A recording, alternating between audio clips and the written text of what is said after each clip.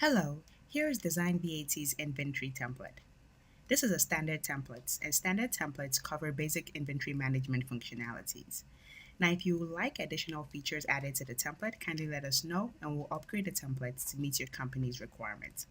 So in this video, I'll be going through the various sections of this template, highlighting the basic functionalities while also explaining how to use the template. So let's begin. On the screen, I've opened up the template titled Inventory Template. This template is powered with Microsoft Excel, so once you have Excel installed on your system, preferably a version from 2007 and above, all the functionalities will work. Now, once you open up the template, you arrive at the welcome page. This page holds 3 thumbnails to navigate to the 3 major sections of the template. The product section, where the user documents new products. The sales section, where the user enters product sales. And the report section, which has multiple automatically generated reports. Now in this video, I'm going to go into the sections one after the other, starting with the first, which is titled Products. Now to open up a particular section, the user simply clicks on the thumbnail and it takes you to that section of the template. So now we're in the product information section. Now all sections in this template have been formatted identically. In the upper left-hand corner, we have the section title, which tells you the section you're currently on. Notice it says product information, so the user knows that this is where you document all of your product information. To the right of this, we have 2 buttons, Add New and Delete Row. The Add New is used to add new products, and the Delete Row is used to delete existing products. Below this, we have a data table with several columns. This is the table that will hold all of your product information. Now, before using this section, you first need to take stock of all of your inventory, so you know the total number of products you have with their starting quantities. Once you've taken the physical stock, you come to this section, you click the Add New button, and this pops up an Excel form. Now, this form makes it easier to supply data to this table here. So rather than entering data manually to the Excel table, this data entry form makes the process a lot easier. The user simply has to fill all the white fields in the form. Notice my cursor is here. First step is I need to enter the product category. Now for all your products, it's assumed you have categories. For instance, if you sell multiple products like refrigerators, computers, televisions, that will be the product category. Then the product name will be the specific product you're referring to. So I'm just going to do a quick example here. Let's assume my first product is a washing machine. So in the product category, I'm going to go ahead and type washing machine. Once I'm done supplying the product category, I make use of the tab key on my keyboard to move to the next field. So you can make use of the tab key on your keyboard to move from one field to the next field. So notice as I press the tab key, my cursor is now here. I can then go ahead and supply the product name. So this is the name of the product, which is in this category. Pressing the tab key on my keyboard, I move to the next field and then I supply the unit price that I'm selling each unit of this particular product. So let's assume that this product goes for 120,000. Pressing my tab key to move to the next field, I'm going to enter the quantity I have in my stock. So this is the number of units of this product you have in your warehouse. So if you have 1, you go ahead and enter 1. Let's assume we have 2 units of this particular product. Then I press the tab key. Now I'm in the description field. Now this field is optional. This is where you add additional details. For instance, you can write, white in color. You can write that it's free delivery. You can just write additional details with regards to this particular product. Once you're done, you make use of the Enter key on your keyboard to store this product in your database. So notice once I click the Enter key, Excel is going to tell me that the transaction has been added. Once I click OK, you notice that the first row is now populated with the values we supplied. We entered the product category, which is a washing machine, the product name, the starting quantity, that's the quantity we currently have in our stock in the warehouse, which is 2, and the template will automatically calculate the balance in your stock. So this column here is going to change. The values here depends on what you have. So for instance, if you sell one of this tomorrow, this is going to reduce to 1. So the balance in stock tells you at any point in time your inventory on hand, that's the units of this products you have in your warehouse. The unit price tells you the amount you're selling it for, and this is the description. So to add another product, you repeat the process. You click the Add New button. It pops up a form. And I repeat the process, supplying all the values to the respective fields. First of all, I indicate the product category. Now to the extreme right of the product category field, you notice we have a drop-down arrow here. Now if I click on it, it's going to list all product categories in our database. Right now, here's our data table. We have only one product category, which is washing machine. So that's why if I click on this drop-down arrow, only washing machine gets displayed. For this second example, I'm going to use a new category so that you can see how this drop-down list will automatically update. So I'm going to write television. And once I'm done supplying the category, I make use of my tab key to move to the next field. Then I supply the product name. Once I'm done, I press the tab key, I supply the amount, the quantity I have in my stock. Let's assume I have 5 units, and I'm just going to write brand new. So now I've successfully supplied all the fields. I'm going to go ahead and click the enter button to transfer the data to the database. It tells me it has been added. And you notice now we have 2 rows. The first row, washing machine, the second row, television. Now I'm going to repeat the process, and I'm going to add another washing machine. Click on the add new button. Opens up the form. Then I just repeat the process. Now notice if I click the drop-down list, we have 2 options, washing machine and television. So as you add new categories, it will automatically populate this drop-down list. I'm going to go ahead and select washing machine. I'm going to tab away. And for product name, I'm going to enter,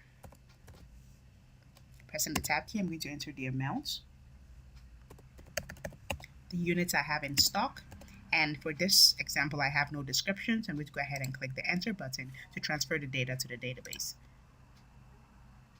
So now we have 3 products in our inventory. Now the last thing I'm going to demonstrate with the add new button is if you click the add new button, and then you leave all the fields blank, you go ahead and click enter. You notice Excel is going to refuse to accept the information, throwing you some red alerts. So functionalities have been added to prevent you from entering incomplete records. So all of your records must have a product category, a product name, a unit price, and a starting quantity. Now the starting quantity can be 0 if you have no units in your inventory. But before using this section of the template, you should take a physical stock of all of your inventory, and then the starting quantity should be the balance or the total number of units you have for that particular product. Now I can make use of the cancel key to close this form without transferring any data. So that's a summary of how you add new products to your inventory. To delete any product, let's say for instance this was a wrong entry and I want to delete this particular row, I make use of the delete row button. Now to delete a row, it's a 2-step process. Every row, for instance, this table now has 3 rows, row 1, row 2, and row 3. Each row is made up of several columns. We have the product category column, the product name column, the quantity column, and so on. Now each column represents an individual cell. So this is a cell, this is a cell, this is a cell. Those are all individual cells in the first row. In the second row, in the same way, this is a cell, and so on.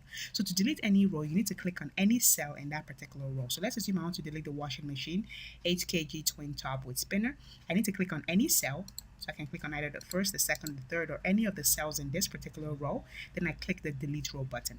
Once I click the delete row, it's going to ask for a confirmation. Are you sure you want to delete this product? It's equally going to tell you the product name, so you're sure you're on the right row, 8 kg twin top. If you click no, nothing happens. And if you click yes, it's going to automatically delete that record. So you notice the record is gone. So now let me repeat that again. If you want to delete any row, you simply need to click on any cell in the row. A row is made up of multiple cells. So each cell holds a particular attribute. For example, this cell holds the product category. This cell holds the product name. This cell holds the quantity, and so on. So you need to just click on any cell in that row you want to delete. So for this, I'm just going to be on this cell, click the delete, and you notice it tells me, am I sure I want to delete the product? And it tells me the product name also, so that I'm sure I'm on the right row. If I want to delete it, I click yes. If not, I click no. So that's a summary of this section of the template. The product information section, where you document all of the products in your inventory, making use of the add new button and the delete row button. Now in the upper right hand corner, we have the navigation pane. This is made up of several buttons to navigate to several sections of the template. We're currently in the product section, so if I click on the products button, it takes me nowhere because that's the section that I'm on. The dashboard takes me back to the welcome page where we started. Recall this was the first page. We then clicked on products, and then we got to the products page. So the dashboard takes you to the welcome page, which is the first page when you open up the document. The products button takes you to the product information section where we're currently on. Next, we go to the restock section. So clicking on that button takes you to that section. You notice it's formatted the same way. We have the section title in the upper left-hand corner, 2 buttons on the right to add and to delete, and a data table below with several columns. Now the restock section is where you document any restock. Recall that in the product section, we indicated that, for instance, for this washing machine, front loader 5 kg, we have 2 units in our stock. If, for instance, next week we receive an additional 5 units of this product from our supplier, to enter it into the database, you make use of the restock section. So this is where you document any restock for a product that is currently here. So if you receive, for instance, 5 additional units of this front loader 5 kg, you simply go to the restock section and then you document it here. To do that, simply click the Add New button. It pops up a form and it works exactly the same way. You enter the date that you're receiving the stock. The template automatically puts today's date for you, which is the 3rd of November. You can change this. You can change either the day, the month, or the year. For this example, I'll leave today's date and I'll make use of my tab key to move to the next field where I indicate the product category. Now recall I mentioned this is a drop-down list, so the user can simply click the drop-down arrow and it will display all product categories in the database. We have only 2 categories, washing machine and television, as we created earlier in the product section. For this example, I'm clicking on washing machine, go to tab to the next field where I indicate the product name. Now once I click the drop-down list, you notice that it displays only the washing machine and not the television. So the products that are going to be displayed here, subject to the category you select. Notice it displays front loader, but if I change this from washing machine to television and I tab away, now if I click on the drop-down list here, it displays only the television. So this just makes it quicker to identify a product, as it's going to display only products in the category that you select. So I'm going to go back and change this to washing machine, and then I'm going to select the washing machine we have, which is the front loader, and then move to the next field. Now the unit price is optional, as we already indicated the price in the product section. So I'm going to tab away, and I'm going to indicate that I received 5 units of this product from the supplier. Then I'm going to click the enter key, and Excel is going to transfer that data to the database. So now we notice the first row has been populated with all the attributes we supplied. So we've indicated that we received 5 additional units of the washing machine of this particular model. Now if we go back to the product section and we look for the machine, you know that the balance is now 7. So the template has recognized the additional 5 we added here. Recall when we entered this particular entry, we indicated that we had 2 in our inventory. Excel has recognized that 2 plus the additional 5 that we just received gives us a balance of 7. So the balance in stock will tell you at any point in time the units you have in your inventory. So this number here is going to change as you add additional products and as you sell products to your customers. So I'm going to demonstrate that a second time, adding 3 units for the television. Notice right now it says we started with 5 and we still have 5. So I'm going to go to my restock, click the Add New button. I'm going to leave today's date. This time I'm going to select the television, tab to the next field. I'm going to select the only television we have in our database, and I'm going to say we received 3 units of this particular product. I'm going to store that in the database, click on OK. We should now have 2 rows indicating the 2 products that we've received. Once I go to my product section, you notice that the total is now 8. So we started with 5, we received additional units of 3, we now have 8 units. So this column is going to automatically update as you populate these 2 worksheets. So going back to the restock sheet, that's a summary of this section. This is where you document all of your restocks. So as you receive additional units for a particular product from the supplier, you enter it here. Now, if you receive a new product, that's a product that you've never received before, you enter it here. So this is where you document all of your new products. Well, if you receive more units of a product you already have, then you document it here. The delete row button works the same way. You simply select any cell in the row you want to delete, click delete, and it's going to confirm if you want to delete this product. Let's go ahead and click no. And that's a summary of the restock section. So next we're going to go to the sales section of the template. So we've covered the dashboard, which is the welcome page, the product section where you enter all the products in your inventory. Whenever you receive a new product, you enter it here. The restock, where you enter additional restock. So if you have an existing product and then you receive more units from your supplier, you document that here. Now we're going to the sales section of the template where you document all products as you sell them. I'm going to go ahead and click on the button. It's going to open up the section. Notice it's formatted the same way. In the upper left hand corner, we have the section title, tells you product sales. So you know this is where you document all of your product sales. To the right of this, we have 3 buttons: the Add New to add a new sale, the Delete Row to delete an existing sale, and the Create Invoice button to create an invoice from a particular sale. First, I'm going to demonstrate how you add a new product sale.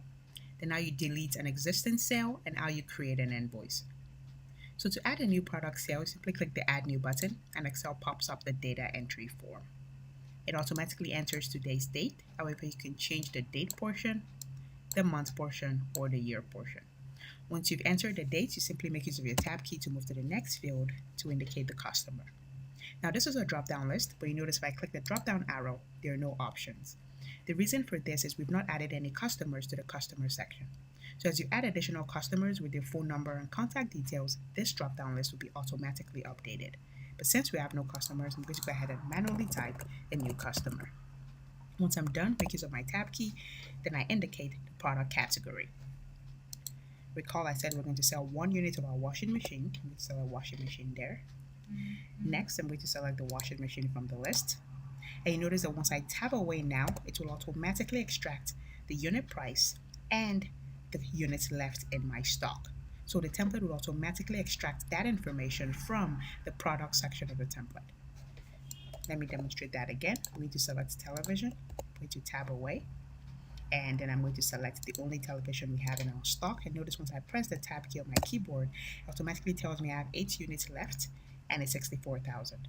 So it will automatically do that for you, so you know you cannot sell more than 8, and this is the price per unit. So going back to the washing machine, indicating the only washing machine we have in our database. Once I tab away, it automatically shows me the unit price, and then I indicate the quantity that I'm selling to Rose Random. That's the customer. I'm going to enter 1 unit, tab away. And it tells me the total price that Rose Random is expected to pay is 120,000. Now, in the event that you give your customers discount, you can make use of the discount field. It's optional, but let's assume we want to give Rose Random a 1,000 Naira discount. I can go ahead and type 1,000. When I tap away, you notice the total price reduces to 119,000. So if you give your customers discounts, you enter the monetary value here.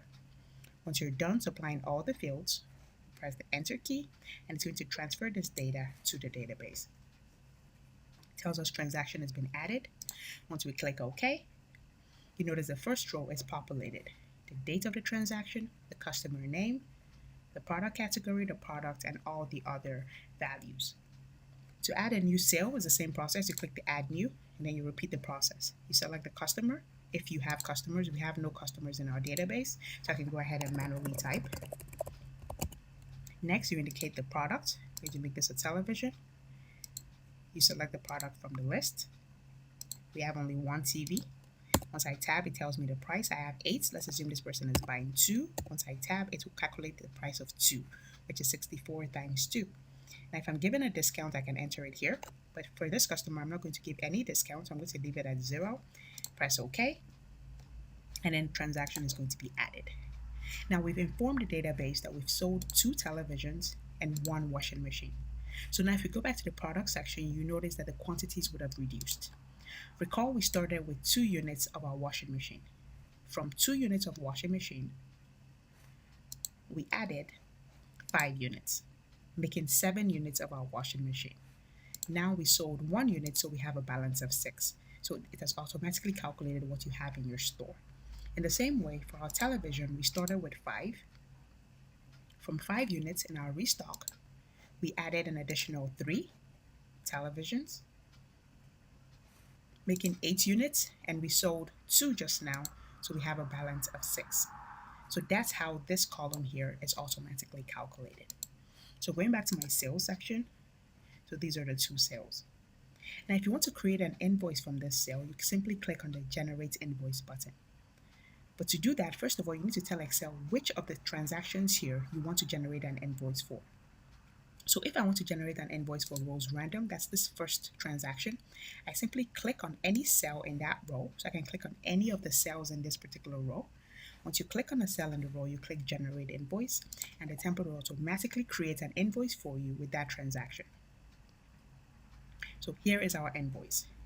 Now your company logo is going to be placed in the upper left-hand corner. This is just a sample, so this is going to be replaced with any company logo you send. Equally, your company contact details is going to be replaced here. To the right, you notice the template automatically enters the date, the customer's name Rose Random, the phone number and email address, they're blank because recall they're not in the customer database. Below this, notice there's automatically enter the product name, the units, unit price, the discounts, and the total price. If I scroll to the bottom, it tells me the subtotal. There's already calculated 5% tax for me, and it tells me the total amount that the customer is supposed to pay. I can go ahead and add any additional comments to the customer, and then I can add my payment information, the bank name, for instance, if the customer is to pay to GT Bank, the bank account number, just going to enter a random number, the bank account name. So the bank account name can be Company LLC John. Let's assume that's the name of your company. And then the account number, just enter a random account number. So here you can enter your bank account details for your customer. You can go ahead and print this out, or there's a button at the top, export to PDF. This will automatically create a PDF of this information. Now, what I'm going to do now is I'm going to add a customer to the database so that you can see all these fields here automatically populated. I'm going to go back to sales, click on the go to sales button. It takes me back to my sales. So we have a customer roles random. So I'm going to go to my customer section, and I'm going to add contact information for roles random. So this section works exactly the same way. The only difference is that it doesn't have a data entry form. So to enter data, you simply type. So I'm just going to type roles random. Press my tab key. I'm going to give her an address. Once I'm done entering the address, I make use of the tab key. I enter the phone number, then the email address. So now I've successfully entered contact information for roles random. I'm going to do the same for John Williams. That's our second customer. So notice when I click the add new button, it automatically inserted a blank new row. So the customer information section doesn't have a data entry form. Since it has only 4 columns, 1, 2, 3, 4, you enter the values manually. So here I can go ahead and type rows John Williams, tab away, enter a phone number, and then email address. Recall I'm using my tab key to tab from one field to the other, so I can make use of my tab key to move to the next field. Click the add new, insert a blank new row, and I repeat the process. Click on the first field, type a value, then make use of my tab key to move to the other fields. To delete, I simply have to be on any cell in that row, click delete, and it's going to delete that particular row. So now I've added address, phone, and contact for our 2 customers. So I'm going to go back to my sales section. And now if I create an invoice for roles random, so roles random is selected, I click create invoice. You notice that now at the top, we have the phone number, the email, and the address. So it's going to automatically extract that information from your customer database. So now this looks more like an invoice with the customer's name, the phone number, the email address, the actual address, the products being bought, the subtotal here, we have the subtotal amount, the tax, and now if you're charging freight charge, for instance, transportation fee, let's assume it's going to take $5,000 to transport this washing machine to the person's house. So you go ahead and enter 5,000 there, and the total will automatically increase. So if I change this to, for instance, 10,000, you notice that the total at the bottom automatically increases. You can also leave it blank. The template automatically calculates the tax, which is 5% of the total amount of the product. Then we have the invoice total. I can go ahead and click on this field and add any random comments. So I can add random comments for the customer. And at the bottom here, as demonstrated earlier, I can enter my bank name, my account name, and the account number. So here's the invoice that can be sent to the customer. Now, there are 2 ways you can make use of the invoice. You can either print it. It has been set to print on an A4 page. So if I go to my print preview, you notice it fits perfectly well on an A4 page. Notice the margins have been set on both sides, and we have the page number at the bottom. So you can either print this, or you can create a PDF and then email to your clients. To create a PDF, you simply click the Export as PDF button. Once you click on that button, it's going to automatically open a dialog box with all the files in your computer for you to select the location. Once you select the location, for instance, if I want to store this on my desktop, once I click OK, next it's going to ask me for what I want to save it as. So since this invoice is for roles random, here I enter the file name. So I can just enter invoice _roles random. So once I click save, it's going to save this as a PDF file that I can send as an email to the customer. So it takes a while to load, and it's going to open up the PDF so you can see how it looks. Once the process is complete, it's going to open up the PDF version of the invoice. Recall I said earlier that your company logo is going to be here, replacing the logo text. Your company address is equally going to be listed here.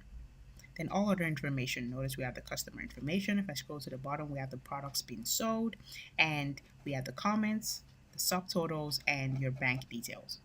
So this is a sample of the invoice. You can then email this to the customer.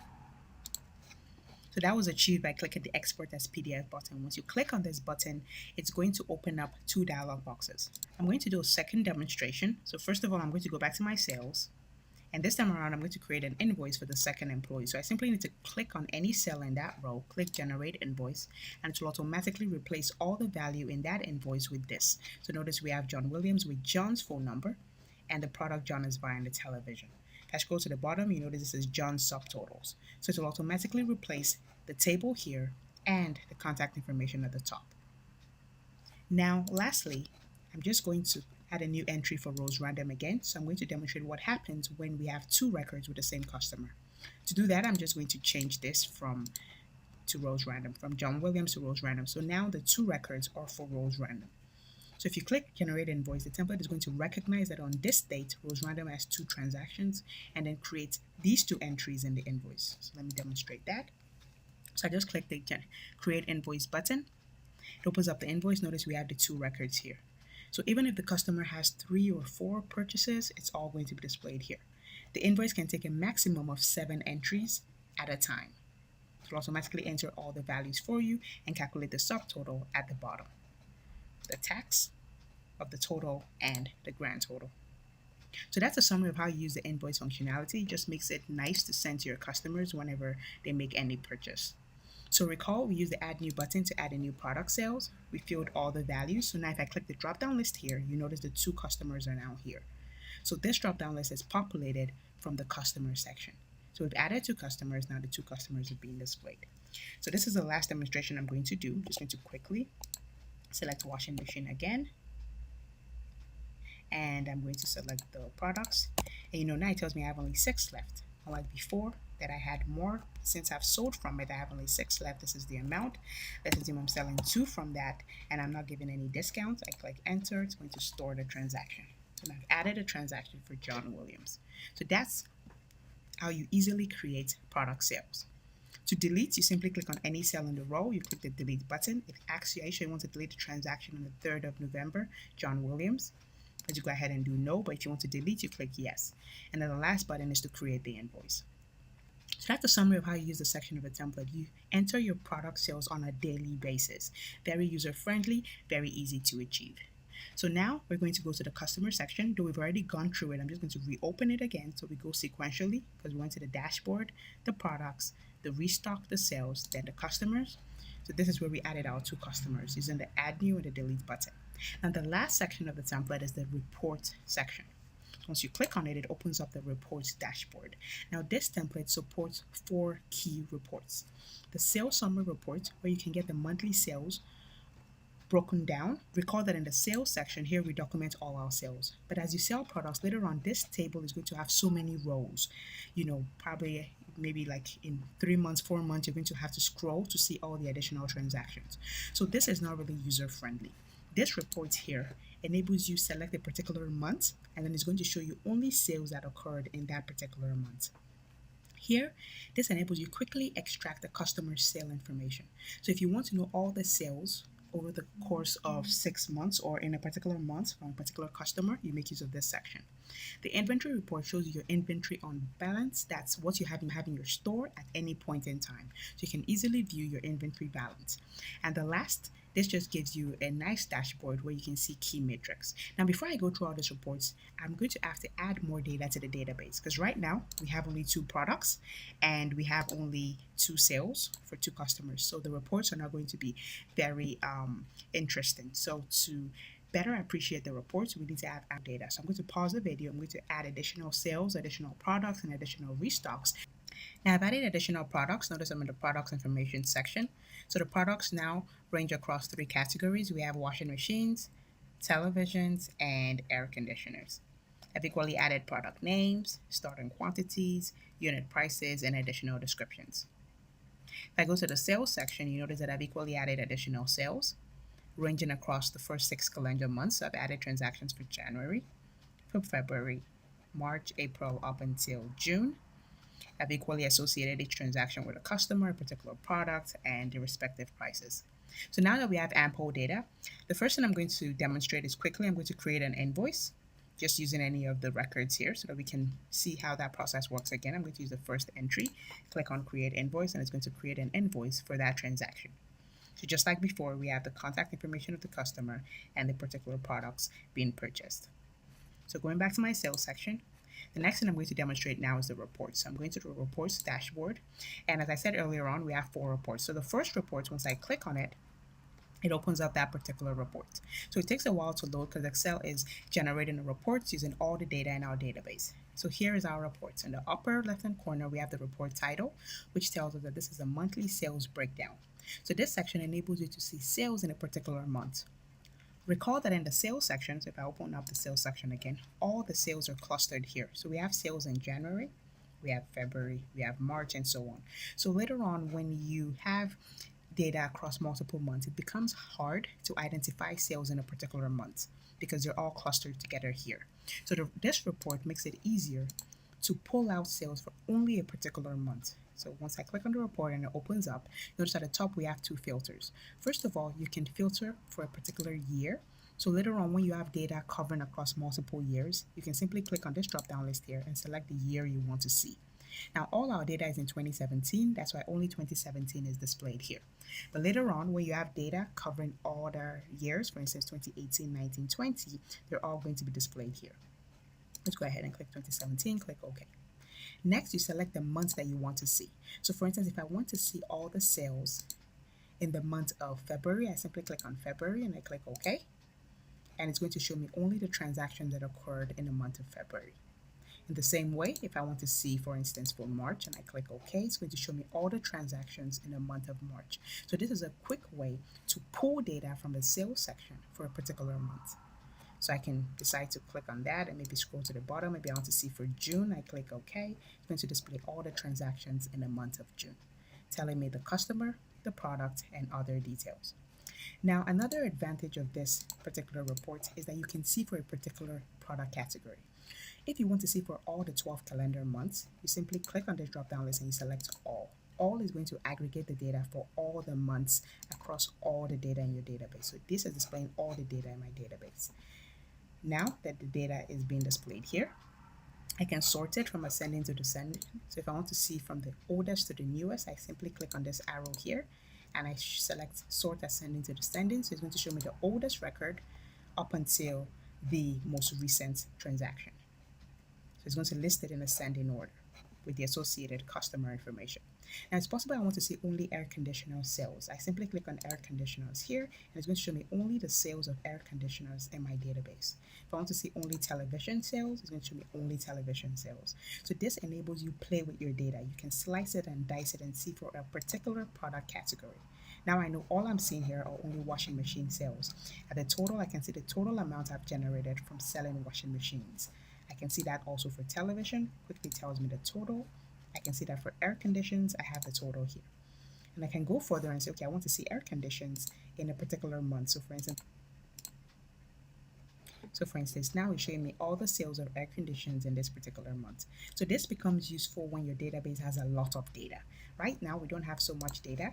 Notice the records here are like, I think we have a total of, we have a total of 12 transactions. So I don't have so much data in my database. But later on, when you have going into hundreds or 200 transactions, it's going to be very useful to use this report to see transactions in a particular month or for a particular category. So I can be able to know, for instance, for the entire year 2017, I just want to know all the television sales that I've had, and it's going to display that here. Now, whenever you make use of this filter at the top here, right now it's showing me only television. That's why television is grayed out. If I want to see for all, as I want to clear this filter, I make use of this funnel here. Notice if I over my mouse here, it says clear filter. So once you click on this funnel button here, it's going to clear the filter and it's going to show me the data for all of my categories. So now you can see the 3 categories are grayed. Okay, so if I select, you notice the other categories are white, so this is the only category showing. Let's see, for television, this is this category showing. If I click on this button, it's going to show me for all of my categories. So this report just enables you to see your monthly breakdown for a particular month, a particular year, and a particular category. So that's our first report. Now the second report enables you quickly extract customer information. So you're going to click on the thumbnail to open up the section. So the first thing you do here is you select the customer name. Notice this is a drop-down list. Once you click, it's going to display all the customers we have in our database. If you have 200 customers, the 200 customers are going to be listed here.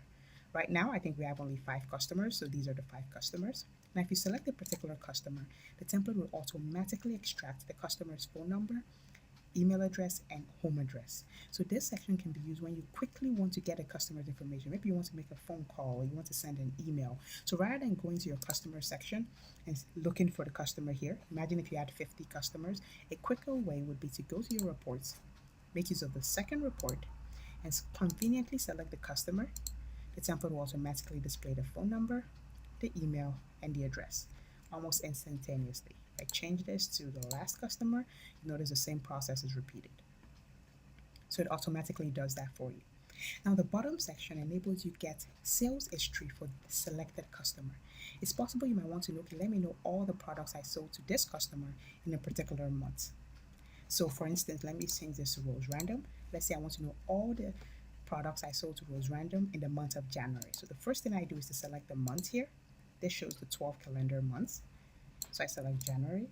Then next I enter the year here. So I go ahead and enter 2017.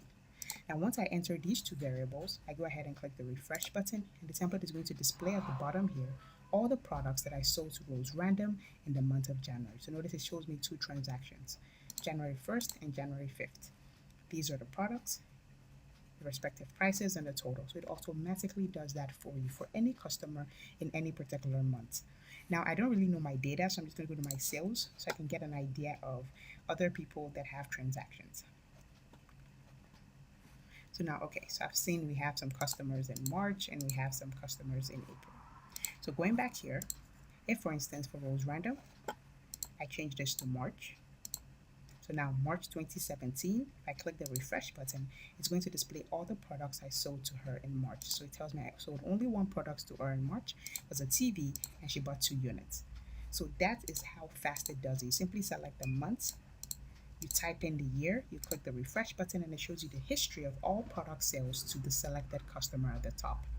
Now if I want to do this for another customer, for instance April, maybe I want to see if I sold anything to Imelda in April.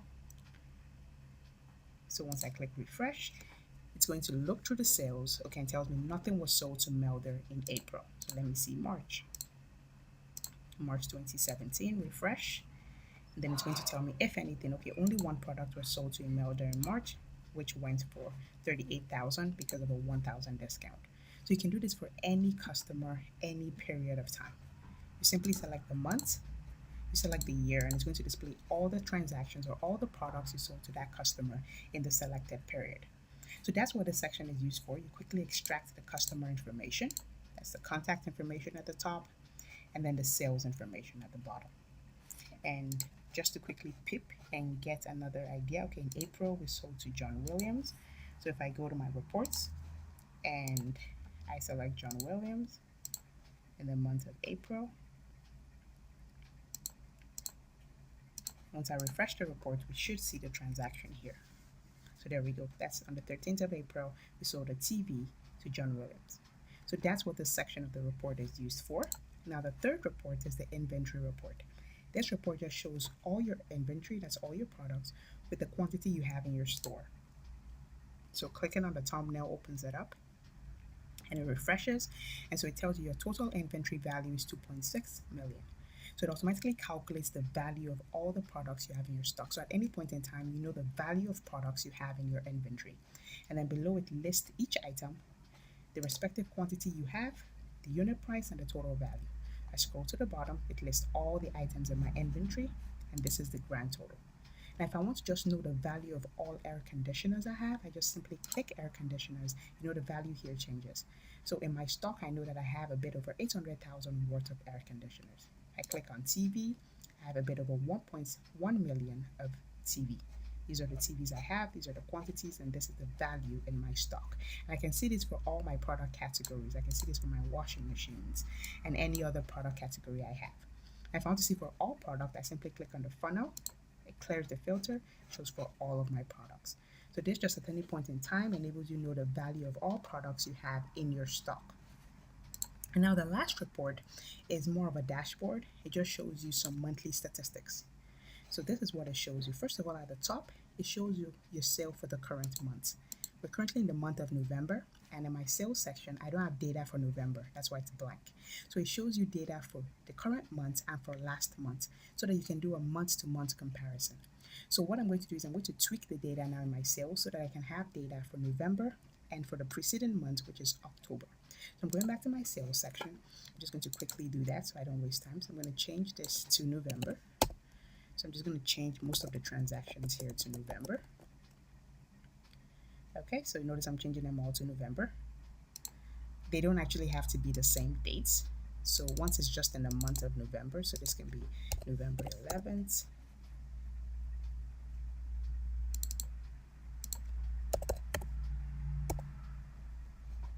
And then I'm equally going to have for October.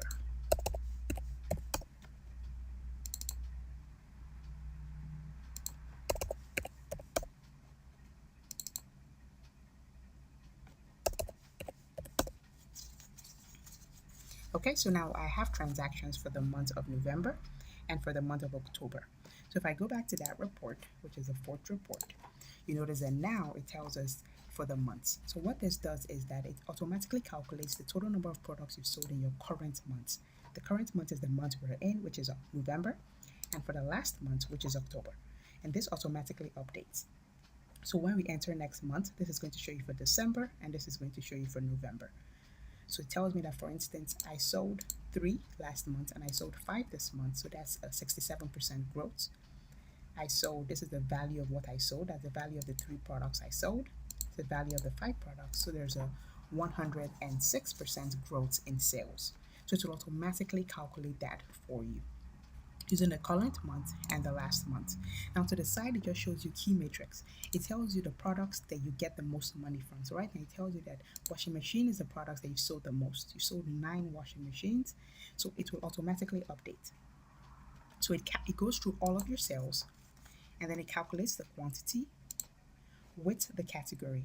And it tells you the product that has the most category. Notice if I change television, just for this demonstration, I don't advise you to do this. This is just to show you how the template works. If I change television to 40 units, if I go back here, it should tell us that television is now the most sold item, 46. So it just goes through all of your products and tells you the products that you have sold the most units. The next is the top buying customer. This will automatically calculate the customer in which you've made the most money from. So it tells you that you've made the most money from John Williams and he has made 4 purchases in your database. So if you go to the sales section, we have John Williams here. So we've made the most money from John Williams. And then if you highlight all John Williams transactions, notice it's more than other customer transactions. So that's what that section does. It just automatically tells you. And just to show how that works, I'm going to quickly add a transaction. For the customer name, I'm going to select rows random. I'm going to tab to the next field. For category, I'm going to make use of the washing machines. Then I'm going to select the front loader. And I'm going to assume that she purchases the entire 4 units we have. That's totaling 480,000. Now, why I'm adding this transaction is I want to make rows random the customer that has made the most purchases in terms of revenue value. I'm going to add another transaction now, and I'm going to make it for the same day. Also rows random. This time around it's going to be a TV set, and it's going to be the 40-inch TV, and I'm going to make her purchase the entire 5 units we have. So with the 2 transactions I just added, rows random is now most likely the customer with the highest revenue in terms of that has given me the most revenue. So if I go back to my reports and I go to my key metrics, you'll notice that now it says rows random 5 purchases. So it has automatically recognized that. Now, the last metric is the top revenue month. This is going to display the month and the year in which you generated the most amount of money. So notice it says November 2017, you generated a bit over 1.6 million. So this will automatically update going through all records in your sales and obtaining the month in which you obtain or you generate the most revenue. Now I'm going to tweak the values again in the sales so that this value can automatically update. So going back to my sales, I'm going to change some of the November transactions to January. So now I've tweaked some of the values. You notice that I've changed them to January, I've changed others to February, March. So now November has less or fewer transactions. So if I go to my report and my matrix, we should see that it's no longer November that we generated the most. Notice it's now February 2017. So this will automatically update as you add additional product sales. So these are the top 3 summaries. The first tells you the category in which you've sold the most units. The second tells you the customer in which you've generated the most revenue from. And the last tells you the month and the year in which you've generated the most revenue. Now, if I scroll to the bottom, we have a table that shows your revenue across the 12 calendar months. And this shows the revenue for the current month. So we're currently in 2017, so this is 2017 data. Once we enter 2018, this is now going to display 2018 data. And to the right of this, we have a chart that equally depicts the trend. So from the chart, we can easily know that we generated the most in the month of February. And then we can see the downward trend towards March, the upward trend in May, and so on. So this just gives you an overview of your revenue trend from January, that's the first calendar month, up until December, the last calendar month. So that's a summary of this section of the template. You do no data entry here. All the cells are automatically generated using data in the sales section of the template. So going back to my reports, I've gone through the 4 reports, and I've equally gone through the other sections of the template. So that's a summary of the standard inventory template.